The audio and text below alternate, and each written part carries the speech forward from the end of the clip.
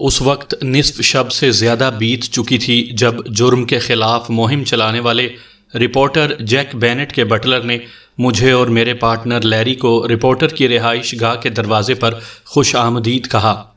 صحیح بتاؤ کہ تم نے پولیس کو آدھی رات گزرنے کے بعد کیوں طلب کیا ہے؟ میں نے بٹلر سے پوچھا۔ آج میری نائٹ آف تھی، بٹلر نے بتایا۔ چھٹی پر جانے سے پہلے مسٹر بینٹ نے مجھ سے کہا تھا کہ جب میں رات کو واپس آ جاؤں تو اس کی خلوت گاہ کے دروازے پر دستک دے دوں تاکہ اسے پتہ چل جائے کہ میں گھر لوٹ آیا ہوں۔ اور پھر میں کچھ دیر قبل ہی گھر لوٹا ہوں۔ میں نے گھر آتے ہی یہ بات نوٹ کی کہ مسٹر بینٹ کی خلوت گاہ کے دروازے کے نیچے کوئی روشنی دکھائی نہیں دے رہی تھی۔ میں یہی سمجھا کہ وہ سونے کے لیے اپنے کمرے میں چلے گئے ہیں، لیکن جب میں نے ان کی خواب گاہ کو چیک کیا تو وہ وہاں موجود نہیں تھے اور ان کے بستر کی چادر بھی شکن آلودہ نہیں تھی۔ کیا یہ ایک غیر معمولی بات تھی؟ جی ہاں، اس لیے کہ جب مسٹر بینٹ یہ کہتے تھے کہ وہ رات گئے تک کام کریں گے تو وہ رات گئے تک کام کرتے رہتے تھے۔ اگر وہ کہیں باہر چلے جاتے تو وہ ہال وے کی میز کے پر میرے لیے کوئی تحریر شدہ پیغام چھوڑ دیا کرتے تھے۔ تم کیا چاہتے ہو کہ ہم کیا کریں؟ میں نے بٹلر سے پوچھا۔ میرے پاس مسٹر بینٹ کی خلوت گاہ کی چابی ہے۔ میں چاہتا ہوں کہ میں جب ان کے ذاتی کمرے میں داخل ہوں تو آپ لوگ بھی میرے ہمراہ ہوں۔ کیوں؟ مسٹر بینٹ کا ایک سخت اصول ہے، کسی کو بھی ان کی خلوت گاہ میں داخل ہونے کی اجازت نہیں ہے، حتیٰ کہ مجھے بھی نہیں۔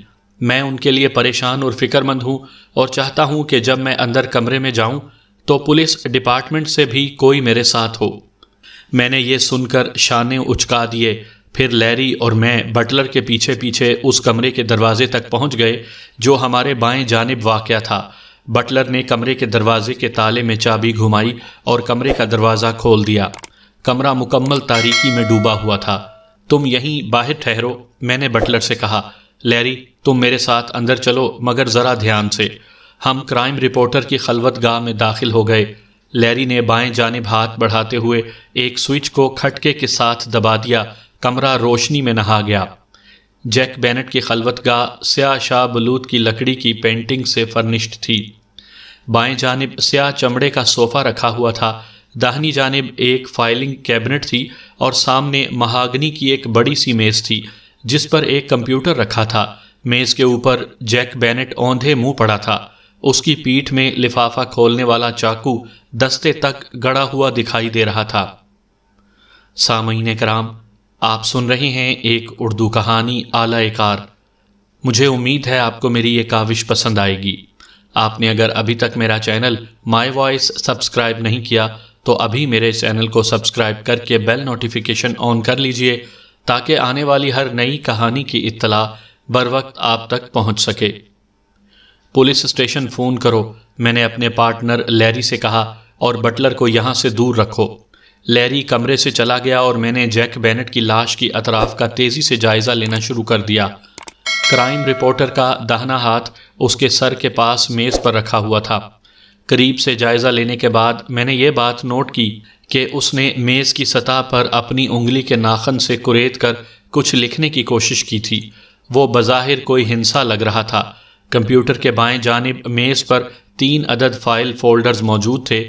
ایک فولڈر پر کارل ویپر، دوسرے پر ہارٹ مورس اور تیسرے پر ایس کولنز کے نام کے لیبل چسپاں تھے۔ اتنے میں لیری کمرے میں واپس آ گیا۔ میں نے ان فولڈرز کی جانب اشارہ کرتے ہوئے پوچھا، ان کے بارے میں تمہارا کیا خیال ہے؟ کارل ویپر شہر کا کوڑا کرکٹ جمع کرنے والی کمپنی کا مالک ہے، ہارٹ مورس تعمیرات کے کاروبار کا ایک بڑا نام ہے، اور ایس کولنز وہ شخص ہے جس کے منشیات کی تجارت کرنے والوں سے گہرے روابط ہیں اور ہم برسوں سے اس کے پیچھے لگے ہوئے ہیں، لیری نے بتایا۔ میں نے اسبات میں سر ہلا دیا، اور ان میں سے ہر ایک پر شبہ کیا جا سکتا ہے کہ وہ ہمارے بعض سیاستدانوں اور حتیٰ کہ ہمارے اپنے محکمے کے ممبروں پر اثر انداز ہو رہے ہیں۔ تمہارے خیال میں ان میں سے کسی ایک نے کرائم رپورٹر جیک کو قتل کیا ہے؟ لیری نے پوچھا۔ یہ ممکن ہو سکتا ہے۔ جب میڈیکل ایگزامینر یہاں آئے گا تو ہم اس کے حوالے سے یہ اندازہ کر لیں گے جیک بینٹ کو کس وقت قتل کیا گیا ہے، اور پھر ہم ان تینوں سے بات کریں گے۔ یہ کیا ہے؟ لیری نے بینٹ کی میز کی سطح پر کھرچنے کے نشان کی جانب اشارہ کرتے ہوئے پوچھا۔ میرا قیاس ہے کہ بینٹ اس بارے میں ہمیں کوئی اشارہ دینا چاہتا تھا کہ اس کی پیٹھ میں لفافہ کھولنے والا چاقو کس نے گھونپا ہے، لیکن اس اشارے کو مکمل کرنے سے پہلے ہی اس کی موت واقع ہو گئی۔ کیا کوئی آئیڈیا ہوا کہ وہ کیا لکھنا چاہ رہا تھا؟ کچھ الل ٹپ ہی ہے۔ اتنے میں محکمے کے لوگ اندر آ گئے۔ ان کی رہنمائی کیپٹن پیٹرسن کر رہا تھا۔ یہاں کیا واقعہ پیش آیا ہے؟ کیپٹن نے جاننا چاہا۔ میں نے بٹلر کی فون کال آنے سے لے کر کیپٹن کی آمد تک کی تمام روداد اس کے گوش گزار کر دی۔ سو تمہارا خیال ہے کہ ان تینوں میں سے کسی ایک نے بینٹ کو قتل کیا ہے یا اسے قتل کروایا ہے؟ کیپٹن نے کہا۔ میں نے ایک لمحے کے لیے کیپٹن کی اس بات پر غور کیا اور پھر مسکرا دیا۔ کیپٹن، مجھے حقیقتاً پتہ چل گیا ہے کہ جیک بینٹ کو کس نے قتل کیا ہے، میں نے ٹھوس لہجے میں کہا۔ وہ کیسے؟ کیپٹن نے حیرت سے کہا۔ بٹلر نے مجھے اور لیری کو بتایا تھا کہ بینٹ کسی کو بھی اپنی خلوت گاہ میں داخل ہونے کی اجازت نہیں دیتا تھا، لیکن اس کے باوجود بھی میرے پارٹنر کو یہ معلوم تھا کہ خلوت کدے کی لائٹ کا سوئچ کہاں ہے، کیونکہ جب ہم بٹلر کے دروازہ کھولنے پر کمرے میں داخل ہوئے تو وہاں گھپ اندھیرا چھایا ہوا تھا۔ لیری نے بٹلر سے پوچھے بغیر خود ہی لائٹ آن کر دی، کیونکہ اسے سوئچ کا علم یوں تھا کہ بینٹ کو قتل کرنے کے بعد خلوت کدے سے نکلتے وقت اس نے روشنی گل کر دی تھی۔ سو تم لیری کو قتل کے جرم میں گرفتار کر لو۔ لیری نے کرائم رپورٹر کو کیوں قتل کیا؟ اس نے ان تینوں میں سے کسی ایک کی اما پر اسے قتل کیا ہے۔ وہ پولیس کی ان کالی بھیڑوں میں سے ایک ہے جو ان جرائم پیشہ لوگوں کے آلائے کار ہوتے ہیں۔ اب اس سے یہ اگلوانا تمہارا کام ہے کیپٹن کہ اس نے کارل ویپر، ہارٹ مورس اور ایس کولنز میں سے کس کے کہنے پر کرائم رپورٹر کو قتل کیا ہے۔ تم بے فکر رہو، کیپٹن نے کہا۔ تمہارا شکریہ کہ تم نے ہمارا کام آسان کر دیا۔ پھر اس نے اپنے ساتھیوں کو حکم دیا کہ وہ باہر موجود لیری کو حراست میں لے لیں۔ کیپٹن خوش تھا کہ وہ جرم کی تہہ میں جانے اور قاتل کی تلاش جیسے مشکل مرحلے سے بچ گیا۔